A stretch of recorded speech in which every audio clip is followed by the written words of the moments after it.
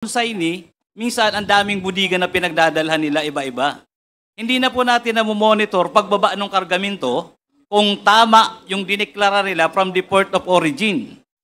Ang sabi nila sa port of origin, 5. Tsinelas, shoes, t-shirts, kung ano pa. Pagdating po dito sa Pilipinas, hindi na nakikita ng mga consignee, yung nagtatrabaho na katulad kay Mark. Kasi dinadala na po yan nila sa kanilang budiga. So ang customs po, nawawala na yung monitoring kung ano na po ang laman ng container. So that is how the law enforcement in the Bureau of Customs work.